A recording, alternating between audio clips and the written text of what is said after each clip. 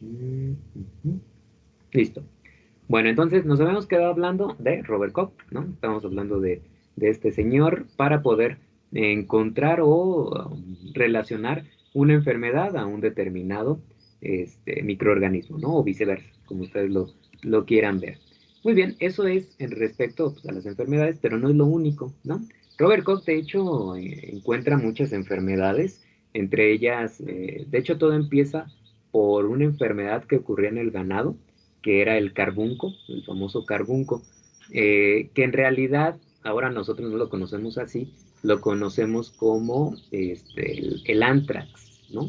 ¿Ubican el anthrax? ¿Alguna vez escucharon hablar de las bombas biológicas? Ustedes están muy chiquitos. De unas cartas que les llegaba ahí a los estadounidenses, ¿no? Que si la abrías te contagiabas de anthrax. Exactamente, ¿no? Que esa es en realidad la toxina, ¿no? Es una toxina que sintetiza una bacteria que ahora sabemos es Bacillus anthracis, ¿sale? Anthracis o anthracis, bueno, no me acuerdo, pero anthracis creo. Entonces, esta enfermedad, esta toxina más bien es causada o es sintetizada por ese microorganismo, ¿no? Que pues, le llamamos el patógeno, ¿no? Productor del anthrax, que bueno, nunca, no sé si fue real o nada más fue como medio inventado eso de lo de las cartas, que sí lo había escuchado, Pedro, pero bueno, como sea, pues no estaba padre, ¿no? Como sea, si fuera o no real, pues no está bien. Y de hecho eso lo descubrió Robert Koch. Obviamente en ese momento pues no afectaba tanto como a humanos, sino más bien le estaba afectando por ahí al ganado, ¿no? Y se estaba perdiendo mucho ganado vacuno. Entonces, él toma muestras de las vaquitas que han muerto, de vaquitas sanas, etcétera. Y entonces ya después él pudo explicar a través de sus postulados que en realidad el ciclo de vida de este organismo, también endosforoformador, así como lo hemos mencionado de Bacillus, lo que hacía era generar, una vez que moría el organismo, la vaquita, quedaba en el suelo ya no tenía forma de vivir, entonces se transformaba en una endospora. Y cuando otras vacas sanas iban y comían pasto cercana a la zona, pues ahí nuevamente se consumía la bacteria, ¿no? La endospora. Entonces la endospora ya dentro del organismo nuevamente brotaba como una bacteria y por eso le causaba la enfermedad, ¿no? Y por eso estaba acabando pues masivamente, ¿no? Con mucho del ganado de aquel entonces. Esa fue una, encontró otras enfermedades interesantes, por ahí no recuerdo, creo que la listeria, algunas otras, ¿no? Pero después estaba en ese momento también muy fuerte la tuberculosis, ¿no? La enfermedad de la tuberculosis, que bueno, es una enfermedad que no suena, ¿no? De nombre al menos, si nos llega a sonar. Y bueno, le encargaron, ¿no? Oye, Roberto, pues si puedes checar quién es el causante de la tuberculosis, a ver si también es un microorganismo. Entonces hace lo mismo, ¿no? En base a sus postulados, va y aísla una muestra de algún persona que había fallecido por tuberculosis y la ve al microscopio. Y ok, sí, de primera instancia se encuentra, bueno, no, más bien no, no, perdón, más bien no se encuentra con nada, con ningún microorganismo, ¿no? Entonces dice, ah, caray, pues ¿qué pasó aquí? Y aquí es donde él empieza a idear que necesita formas de quizá teñir a los microorganismos porque no se ven de forma natural en el microscopio, ¿no? Entonces también empieza el surgimiento de lo que son las tinciones para detectar microorganismos. Y bueno, para poder detectar a Mycobacterium fue un relajo, porque para empezar, Mycobacterium tuberculosis, bueno, todos los Mycobacteriums, tienen una capa de lípidos muy gruesa en el exterior que no permite que ningún colorante se le pegue y yo lo pueda ver en el microscopio.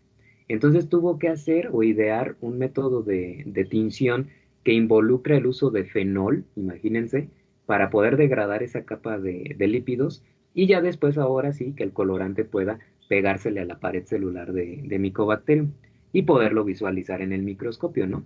Aquí tenemos una micrografía de Mycobacterium en la forma que tiene, no es para nada regular a lo que normalmente tienen la mayoría de las bacterias, y el otro problema fue que no crecía, no crecía. O sea, esto lo pudo ver en las muestras de los pacientes, pero al querer sacar el cultivo axénico, que era el segundo postulado, no lo podía lograr. No crecía, absolutamente no. Entonces sí estaba como bien sacado de onda, pues de qué era lo que estaba pasando. Tuvo suerte de que algunos de esos cultivos se le quedaron en la incubadora durante mucho tiempo y que los dejó ahí, ¿no? Por alguna razón los dejó ahí. Después de mucho tiempo, a diferencia de las bacterias que en 24 horas ya habían crecido en la caja, bueno, no en la caja de Petri, sino en el medio de cultivo, resulta que estas tardaban en desarrollarse cerca de 2 semanas, una semana, 2 semanas, ¿no? Y entonces empieza a ver el crecimiento de la bacteria, de Mycobacterium tuberculosis. Quizá por suerte, no lo sabemos, no sabemos si fue a propósito que las dejó tanto tiempo o si de plano se le quedaron, ¿no? Lo dejó ahí y se le quedaron, pero se llevó mucho tiempo en el estudio de esta bacteria, ¿no? De Mycobacterium tuberculosis. La encuentra, lleva a cabo los postulados y determina que es el agente causante de la enfermedad. El problema fue que él, digamos que a la par de que descubre el microorganismo, como él era médico, dice, ¿sabes qué? Si lo puedo descubrir, también debo encontrar una manera de poderlo eliminar, ¿no? Y que no cause esta enfermedad. Y entonces se llevó mucho tiempo tratando de crear un fármaco, una droga, pues una medicina, justamente para la tuberculosis. Desgraciadamente, pues nunca lo pudo lograr, ¿no? No nunca logró crear una cura para la tuberculosis, pero sí logró crear un método de detección rápida de tuberculosis. Eso fue lo único a lo que pudo aspirar, ¿no? En ese caso Robert Koch. Y el problema fue pues que esto, como él era como un poco obsesivo, ¿no? En ese caso, pues se enfrascó en Mycobacterium y ya no pudo abrir un poco más el mundo a ver otro tipo de enfermedades, ¿no? Entonces, bueno, ese fue el detalle ahí con Robert Koch. Pero, así como Luis Pasteur, Robert Koch, los dos son considerados los padres de la microbiología, ¿sale? Ellos dos son los personajes más importantes, porque además con Robert Koch resulta que también vienen los inicios del cultivo de los microorganismos. Luis Pasteur tenía colaboradores, dos, tres personas, pero Robert Koch se rodeó de un grupo muy amplio de personajes que le ayudaron a cultivar microorganismos, a detectar patógenos, etcétera, ¿sí? Entonces, Koch dentro de sus postulados decía, yo tengo que crear un medio de cultivo axénico puro donde esté este microorganismo. ¿Dónde lo puedo hacer crecer? Lo primero que ideó fue sobre la superficie estéril de una papa, ¿no? Cortada y hervida. Entonces dijo, bueno, pues ahí que crezca, ¿no? Y sí, le crecían sin ningún problema. El problema era después que no todos los organismos pues, crecían en la superficie de las papas, ¿no? No todos. Y que obviamente la papa pues se echaba a perder o se la comía el mismo microorganismo y pues ahí quedaba. Entonces lo que hizo fue intentar solidificar los medios líquidos con gelatina.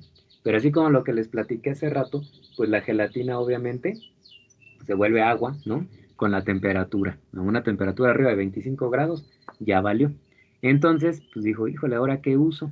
Uno de sus colaboradores se llamaba Walter Hess, ¿no? Y resulta que la esposa de Walter Hess, de nombre Fanny Elsemius, las mujeres siempre al rescate, ella había trabajado en la industria de jaleas, ¿no? De jaleas, mermeladas, etcétera, donde justamente se utiliza el agar. Entonces sabía de las propiedades del agar y le dijo, ¿no? Le dijo, oye, ¿y por qué no usan agar para los medios de cultivo?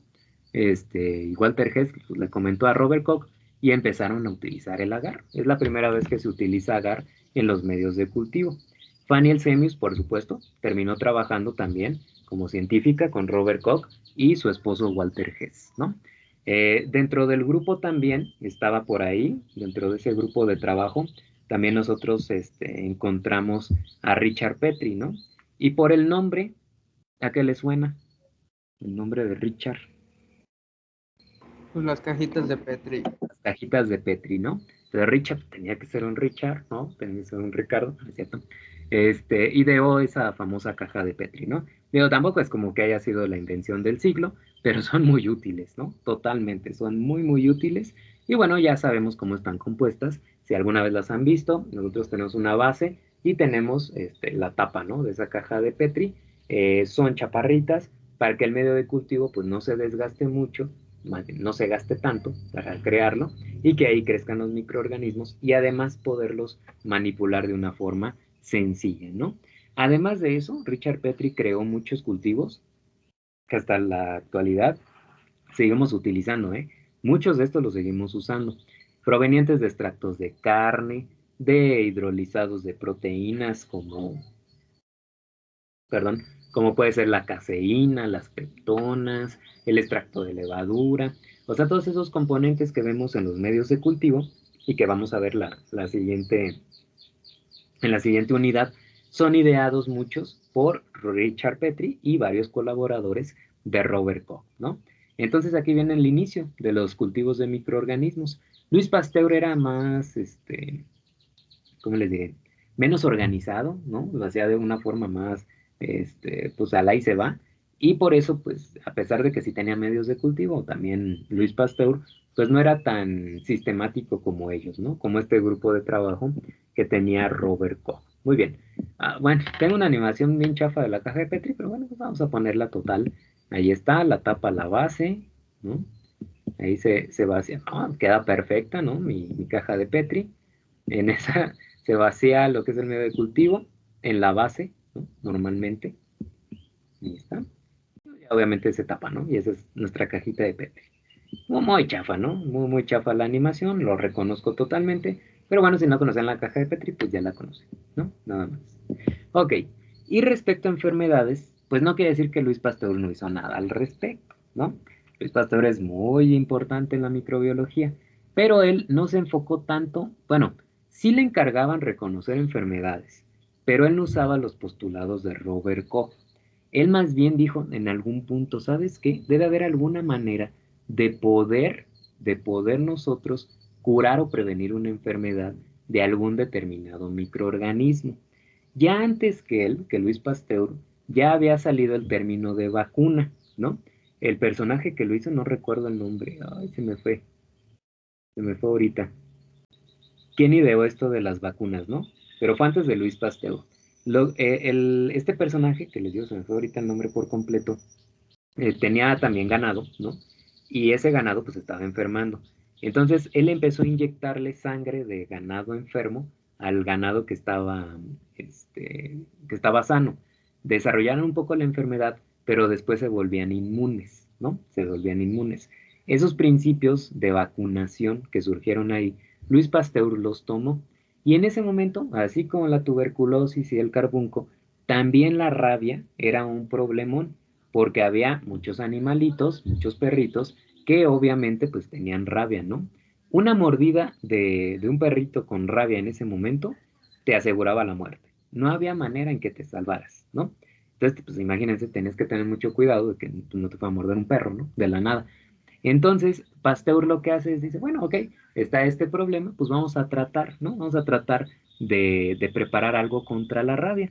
Y entonces, pues toma muestras de rabia, obviamente de diferentes animales, entre ellos de gallinas, de perritos, etcétera, y empieza a inyectarlo, ¿no? En otros organismos sanos para ver si se prevenía, para encontrar como la concentración ideal, ¿no? De esa determinada vacuna. Y entre ese relajo, resulta que llega por ahí, llega un papá muy preocupado, no me acuerdo del nombre del papá ni del niño tampoco, ahí en Cazadores de Microbios seguro lo van a ver, y llega y le dice, oye, ¿sabes qué, Pasteur? Fíjate que mordió un perro pues aquí a mi hijo, y pues técnicamente está destinado a morir, ¿no? Entonces, ¿hay algo en lo que me puedas decir o con lo que lo pueda salvar? Y Pasteur le dijo, pues mira, estoy desarrollando la vacuna, pero la vacuna pues solamente la he probado en animales, nunca la he probado en humanos, ¿no? Entonces, pues no sé, si quieres se la pongo a ver qué pasa, ¿no? Y el papá le dice, pues sí, ¿no? De todos modos, pues si está destinado a morir, a que se muera por la vacuna o por la rabia, pues de todos modos va a pasar, ¿no? Y entonces lo que hace Luis Pasteur es ponerle dosis de la vacuna de la rabia, pero cada vez dosis mayores de concentración. Es decir, empezó una muy tranquilita, muy diluida, y luego les fue subiendo. Lo inyectó durante 14 días, ¿no? También se pasó Luis Pasteur, 14 piquetes, y ahora se andan muriendo los de 30 a 40 con la de AstraZeneca, ¿no? Si han visto memes o algo así. Si no, pues yo tengo muchos amigos que se vacunaron ahora del COVID y todos estaban para llorar, ¿no? Acá lo vacunó 14 días seguidos, imagínense. ¿Y el niño qué creen? ¿Se salvó o se murió?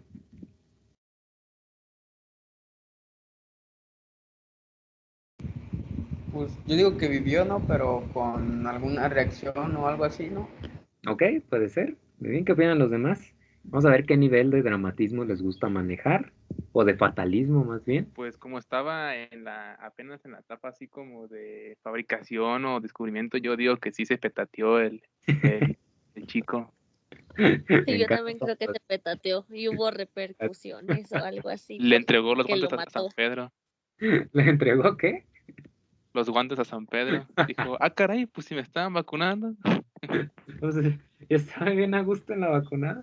Bueno, hijo, no, sí son fatalistas, sí son fatalistas. Muy bien, sí se salvó el niño, sí se salvó el niño. Sí vivió para contarlo. No sabemos, yo estoy de acuerdo con Pedro, probablemente tuvo algún efecto, ¿no? Secundario, pero se salvó, sí se salvó. ¿Ustedes creen? Híjole, que hombres y mujeres de poca fe son ustedes. Muy bien, sí se salvó, ¿no? En ese caso, sí se salvó. Por eso, pues imagínense. Ahora le tienen miedo a la vacuna, perdón, cada quien su opinión con las vacunas, pero ahora le tienen miedo a la vacuna y a este niño lo vacunaron así de la nada, cuando ni siquiera existían las vacunas, fue el primerito, ¿no? Que lo vacunaron, fue el primer humano en ser vacunado, realmente ese niño. Entonces, pues, y ahora nosotros les acateamos, ¿no? A que me vacunen, no me vacunen. No, hombre, no pasa nada. No pasa de una fiebre severa durante la noche, pero, y bueno, al día siguiente dolor de huesos, pero al otro día ya estás bien, ¿no? Seguramente. Profe, a mí me vacunaron y no, nada más dolor del brazo. Ah, sí, ¿con cuál te vacunaron? Con la Sinovac. Sinovac. Fíjense que, o sea, he estado viendo así, ¿no? Como les digo, me meto mucho en eso de las vacunas del COVID y todo eso. Y he estado viendo así como que cuáles de las más potentes, ¿no? Más o menos. Me he dado cuenta que la Moderna y Pfizer, que son de RNA mensajero, son como un poquito de las más tranquis, ¿no? No te provocan una reacción tan fuerte, pero son muy buenas, son muy efectivas. De las, digamos, con la tecnología común que siempre se ha usado en las vacunas, está la AstraZeneca, la Sinovac, la CanSino y me falta alguna. Bueno, de las que aceptamos aquí en México o que están aquí en México son esas tres, ¿no? Que es con virus atenuado. Y de esas tres, creo que la más potente ha sido la AstraZeneca, ¿no? Es la que veo que ha tenido así, pero efectos sabrosos. Pero también depende de la dosis, ¿no? Entonces, no sé, puede ser que si tu reacción no fue tan fuerte la primera vez, puede ser que la segunda sí, o viceversa, ¿no? Quién sabe, puede llegar a pasar. Lo que he visto con la AstraZeneca al menos es que la primera reacción es muy fuerte y en la segunda dosis ya más tranquis, ¿no? Así es. Así es. Sinovac, ¿ya tienes las dos? ¿Ya te pusieron las dos? No, apenas la semana pasada me la puse y dijeron que dentro de un mes me ponían la otra. Ah, muy bien. No, está bien. Está bien, pero qué bueno que no tuviste mayor complicación. A mí pues me pusieron la Cancino, ¿no? Por lo de maestros. Yo creo que me pusieron la peorcita, la neta, de todas las opciones que había. Sí es. Pero, ¿mandé? Sí es la peorcita, profe. Sí, sí, sí, la peorcita lo sé. Este, pero la verdad es que al día siguiente, bueno, a mí lo que me pasó es que tuve una sed, pero horrible, ¿no? Parecía una cruda extrema, o sea, algo de que me tomaba un vaso de agua y yo ya sentía que se había evaporado el agua dentro de mi ser. Entonces tomé agua, pero de una manera increíble. No me dio fiebre ni nada. Al día siguiente me dolió la cabeza muy fuerte, eso sí, muy, muy fuerte durante, ¿qué serán? Unas 4 o 5 horas, ¿no? Pero me aguanté, no quise tomar nada de paracetamol ni nada, me aguanté, sobreviví y ya al rato pues ya andaba mejor, ¿no? No me dolió el brazo hasta eso que la médica militar que me vacunó, la verdad es que lo hizo bastante bien y sin problema, ¿no? Ándale, Soria, bastante bueno. Oye, está buenísimo ese meme, ¿eh? Nunca lo había visto. No, a mí sí me causó fiebre la vacuna, la CanSino. ¿La cancino? Sí. Sí, sí, sí. También, ¿no? Pues acá a mi cuñado le dio poquita fiebre, a mi hermana no le hizo nada, creo. Sí, pues es que cada organismo es diferente, ¿no? Cada organismo Profe, responde de forma diferente. ¿Sí? yo tenía una duda. Ujú, Es que a mi mamá también le pusieron esa, la Cancino, ujú. pero como ya vio que según no eran vacunas, por lo que pasó de la empresa fantasma y no sé, ya entró en pánico y ya reservó todo para para que se vaya, que quede con una tía que tiene en California a vacunarse pues allá. Ujú. ¿Qué tan recomendable es que se ponga esa dosis de Pfizer? Si ya tiene una, no pasa nada. ¿Se iría a poner Pfizer? Sí, Yo correría en este momento a California a ponerme Pfizer. Totalmente. Sí, bueno, mira, ahí te va, ahí te va la cosa. Yo mismo estaba investigando, creo que se los comenté, ¿no? Pues sí, por el problema de Cancino. Cancino, si acaso la pusieron bien, esperemos que sea esa la cuestión, tiene un tiempo de 6 meses, ¿no? Entonces, 6 meses tendrán que buscar la manera de revacunarnos a los profes si es que quieren que regresemos a las aulas, ¿no? Todos juntos, habrá que ver qué va a pasar. La cuestión es que la Cancino tiene una tecnología diferente a la Pfizer o a la Moderna.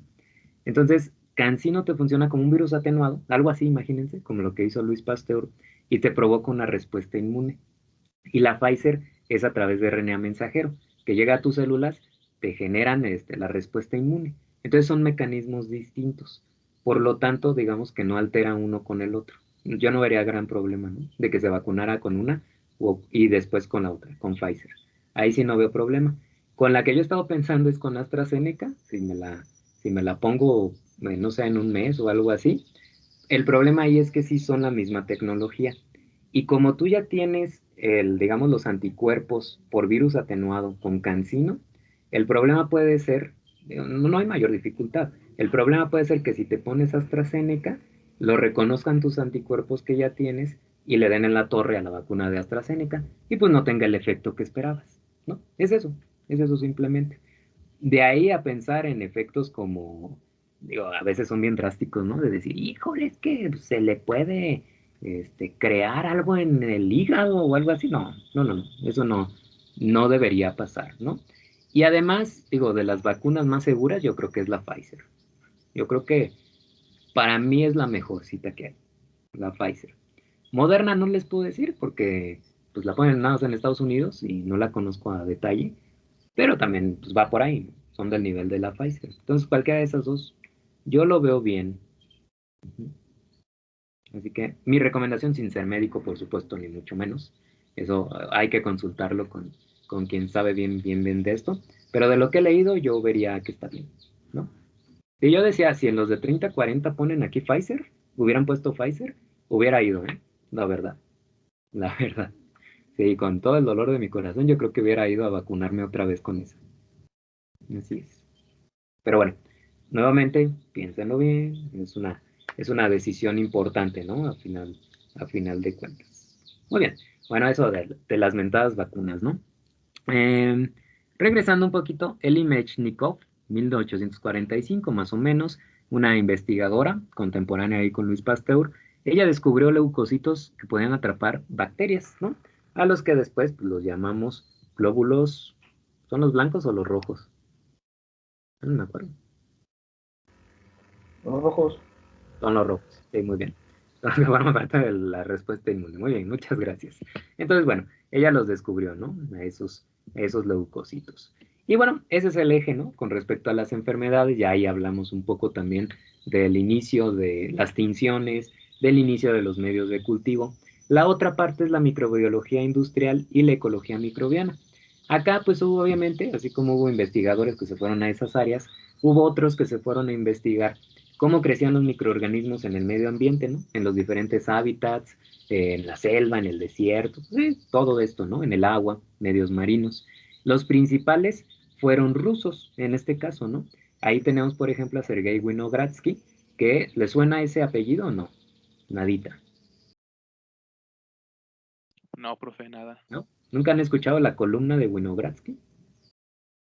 Bueno, es que creo que lo ven un poco más adelante en los que están en ambiental, si no me equivoco. Bueno, este señor, a este refiere esa columna de Winogradsky, descubre bacterias del suelo, pero aparte, digo, imagínense en el momento, pues todos creen que todos se alimentan como nosotros, ¿no?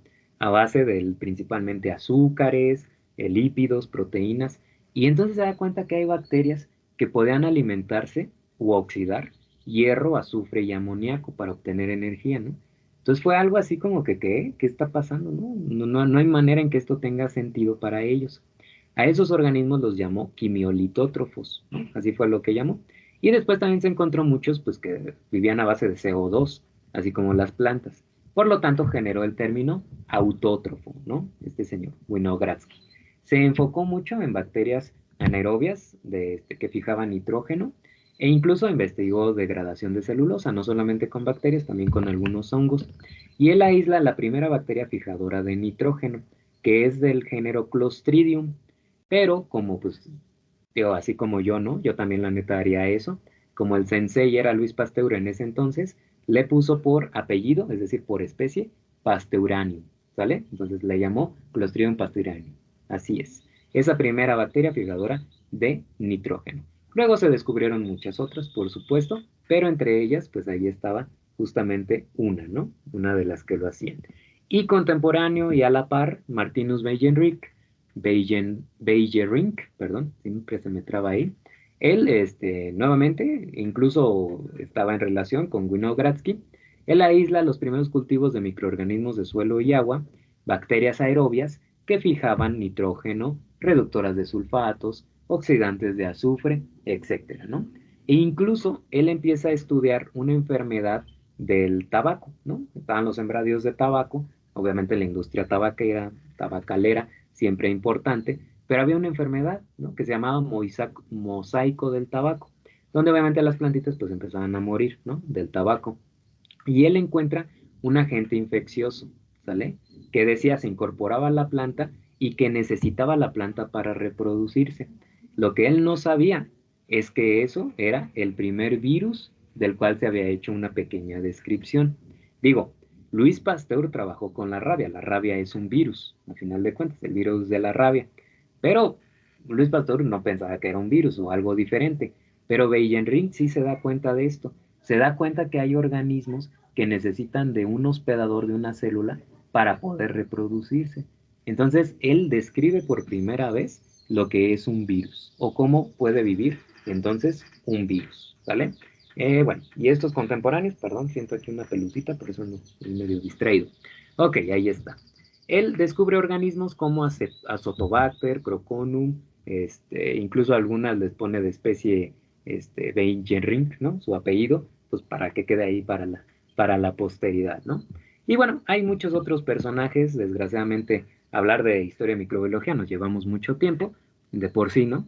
Pero bueno, a partir de esto pues surge la microbiología médica, la inmunología, con el desarrollo de fármacos, luego viene el descubrimiento de la penicilina, por supuesto, con las vacunas que empieza Luis Pasteur, luego viene la microbiología agrícola, cómo eliminar esos organismos patógenos de algunos cultivos, viene la microbiología industrial, la acuática, la ecología microbiana, y de ahí, en 1952, que sale el modelo del ADN, empieza la genética bacteriana, la biología molecular, y donde estamos ahorita, ¿no? El boom que estamos ahorita, la biotecnología, ¿vale? Hasta llegar hasta este punto. Muy bien, ¿alguna duda entonces de historia de la microbiología?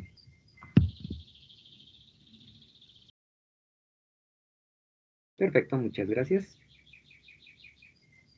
Muy bien, con eso pasamos a otra parte, ¿no? Que sería la ubicación de los microorganismos en los sistemas de clasificación. Sale. Ok, ahora, ya en microbiología, haciendo un poquito de lado lo que es pues, la historia, aunque haremos algunos comentarios respecto a la historia también, nosotros tenemos dos sistemas de clasificación de los organismos de forma muy general. La primera clasificación que se hizo fue en base a características morfológicas, ¿no? Que tenían los organismos. No solamente los microorganismos, también los organismos. Esa clasificación se conoce como clasificación fenotípica. Antes del descubrimiento de los organismos, de los microorganismos, evidentemente se sabía pues, que existía el reino animal y el reino vegetal, ¿no? Entonces, antes de todo esto, se conocían dos reinos dentro de la clasificación fenotípica, el reino Plantae y el reino Animalia, así es como se le llamaba, ¿no? Estos dos que tenemos acá. ¿Qué involucraban cada uno? Pues obviamente El Plantea, pues puras plantas, árboles, etcétera. Y acá en Animalia, pues todos los vertebrados e invertebrados, ¿no? Ahí teníamos a todos ellos. Muy bien. Otro reino que surge en esta clasificación antes del descubrimiento de los microorganismos, porque, pues evidentemente hay hongos macroscópicos, era el reino fungi. Entonces, hasta antes de los microorganismos de Van Leeuwenhoek, se conocían tres reinos: el Plantea, el fungi y el Animalia, ¿sale? Eran los tres que se conocían. Posteriormente viene el descubrimiento de los microorganismos. Y entonces, para esos organismos meterlos en algún punto, se clasifican todos ellos dentro del reino protista. Todos, ¿sale? Hasta este momento, a todos se les llamaba protista. Todo lo que fuera microscópico se le llamaba protista. Sin embargo, después, ya con los estudios de filogenia, ya con estudios de características más profundas, ¿no?, de cada tipo de organismo, nos damos cuenta que sí hay una diferencia evolutiva entre las procariotas y las eucariotas, y por eso surge un nuevo reino, ¿sale? Entonces, esta es la clasificación de los 5 reinos que hasta la actualidad seguimos manteniendo. Nosotros ponemos a todas las bacterias, es decir, todos los organismos procariotes, todos, van en el reino Monera. Todas las bacterias, sean eubacterias o arqueobacterias, todas están en el reino Monera. En el reino protista están todos los microorganismos de eucariotes, es decir, protozoarios y algas. Todos esos los vamos a encontrar en el reino protista. En el reino fungi, además de los macroscópicos, ya incrementamos a los organismos microscópicos, los hongos microscópicos, como las levaduras, ya también los tenemos ahí. Y el reino Plantea y Animalia, pues obviamente eso no tenemos por qué modificarlos, ¿sale? Esta clasificación entonces se basa en rasgos físicos, más que otra cosa, características físicas. Sin embargo, es un poco complicado a veces poder comparar, ¿no?, evidentemente, pues un humano, por ejemplo, con un ratón, ¿no?, o digamos un árbol con un arbusto de diferentes géneros y especies, ¿no? Es complicado. Por eso es que surge una nueva clasificación que digamos que ahorita es pues la mejorcita, ¿no? La que mejor nos da una idea de cómo están ubicados los organismos, que es la clasificación filogenética, y donde está el árbol de la vida que ya les platiqué al inicio, el día de ayer, de la presentación, este árbol de la vida que nosotros conocemos.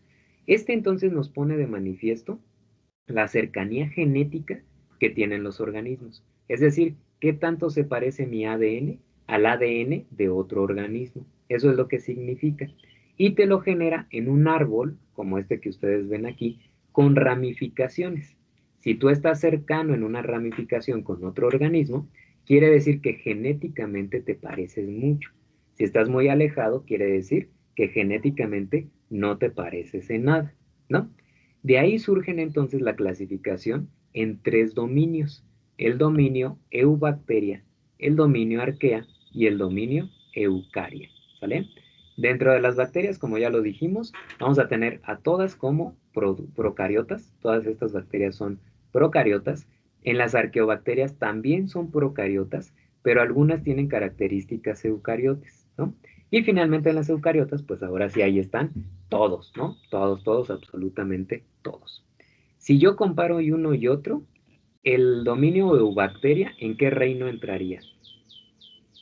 De los que les acabo de comentar. Estaba el Monera, Protista, Fungi, Animalia y Plantae. ¿En el Monera? En el Monera, muy bien.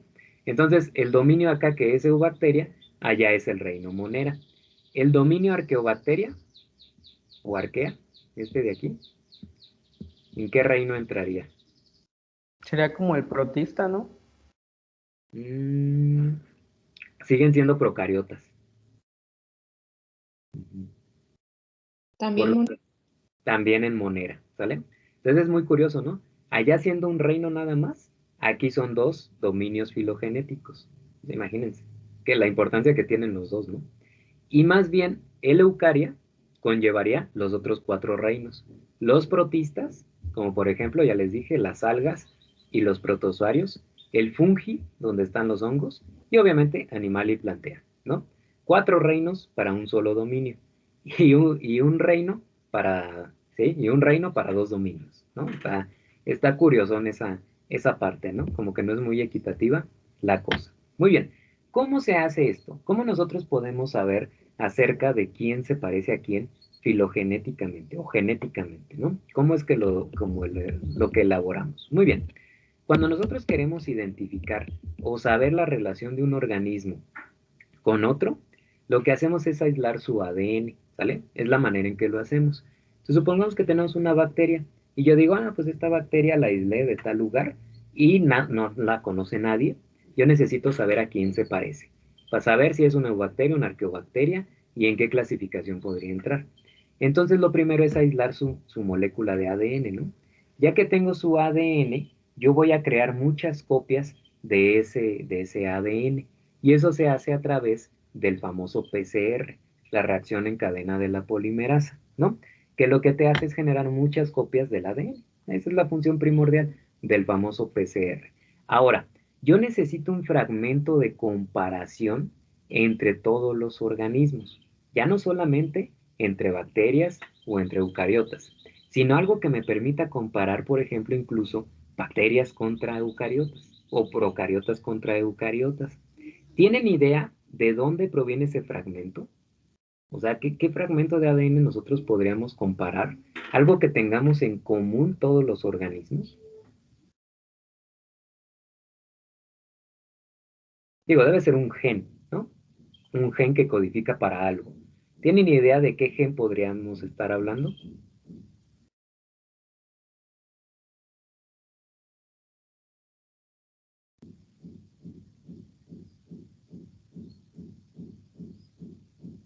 ¿No? ¿Qué enzimas yo tengo en común, por ejemplo, con una bacteria, como E. coli?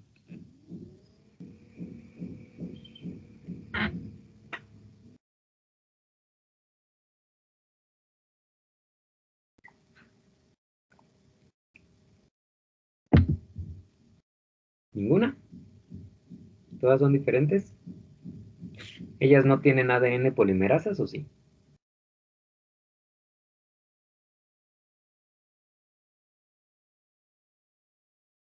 Más bien todos tenemos lo mismo, nada más nos diferenciamos como en una pequeña parte, ¿no? Ok, todos tenemos muchas similares, ¿no? Habría muchas opciones de comparación, ¿no? Yo ahí, por ejemplo, se me ocurriría, sí, gracias, Cari, se me ocurriría comparar el gen que codifica para la ADN polimerasa, ¿no? Pues si todos nos replicamos, todos replican el ADN, pues sería una buena manera de comparación. De hecho, fue una de las que se postuló, ¿no? Anteriormente. Si muchos organismos llevan a cabo glucólisis, pues también podría ser un gen que codifica, por ejemplo, para alguna enzima de glucólisis. Podría también ser, ¿no? Etcétera. Hay muchas opciones, ¿no? Que podríamos nosotros llegar a tomar. Como bien dice Karina, pues hay muchas parecidas, ¿no? Entre uno y otro. Sin embargo, ya cuando se sintetiza la enzima como tal, resulta que sí hay marcadas diferencias, ¿no? Entonces a veces es complicado a través de las mismas proteínas. No está mal, pero lo que se ha descubierto que es el mejor punto de comparación es el gen que codifica para el RNA ribosomal. ¿Tienen idea qué es eso de RNA ribosomal?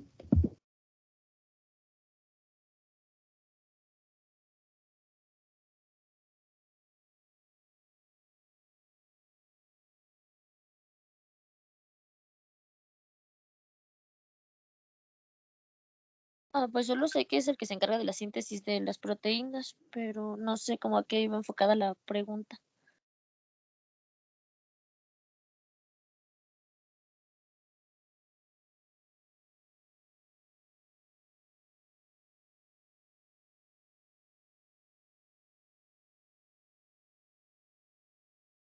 Hola, hola, ¿me escuchan?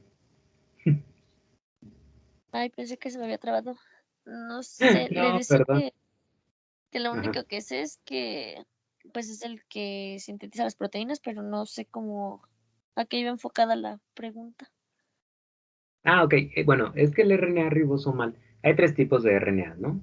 El RNA mensajero, el ribosomal y el de, ay, ¿cómo se llama? Se me fue ahorita el nombre. Quiero decir de ¿Transferencia? transcripción.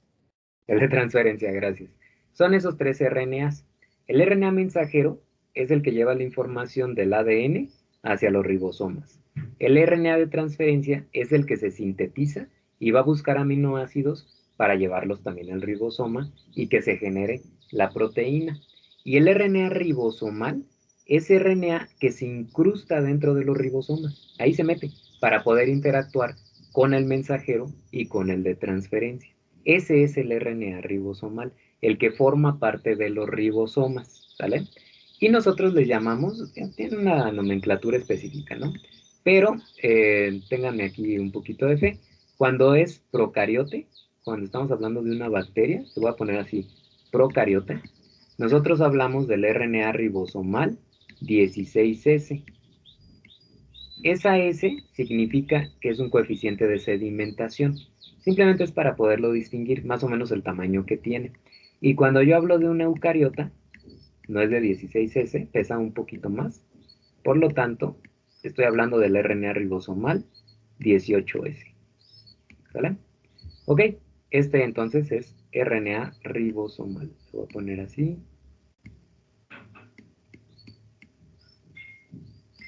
Y este es el que se utiliza como punto de comparación, el RNA ribosomal, ¿sale? De tal manera que entonces de cualquier organismo, nosotros aislamos o generamos copias del gen que codifica para el RNA ribosomal, si es procariota 16S y si es eucariota 18S. Yo hago entonces la amplificación, creo muchas copias, y luego lo secuencio para saber exactamente cuál es la cadena de nucleótidos que tiene ese gen, ¿no?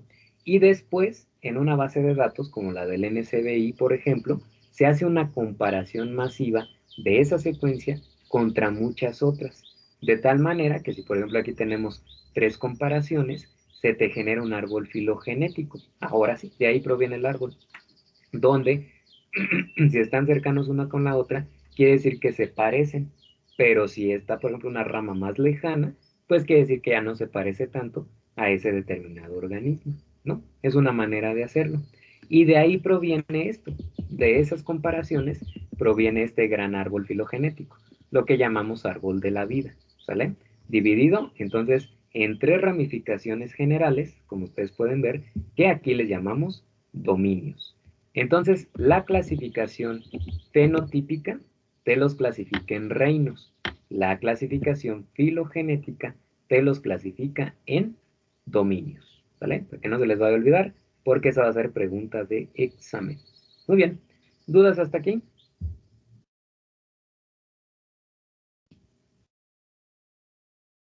No, profe. Perfectísimo. Bueno, vamos a tomarnos un breve descanso y ahorita regresamos, ¿sale? Otra vez, yo creo que unos 15 minutitos, yo creo que está bien, ¿sí? Regresamos entonces como a las 2:25 más o menos, para que puedan descansar un poco. Y ya regresando hablaremos, ¿no? Vamos a tratar de hacer alguna actividad. También les quiero dar chance de que puedan trabajar un poquito es decir, cartel, bueno, no es cartel, en la infografía, ¿sale? Entonces nada más quiero que chequemos unos conceptos, ya así teóricos, y ya después pues podrán trabajar en su infografía. Muy bien, entonces regresamos 2:25 p.m., ¿sale? Nos vemos nuevamente.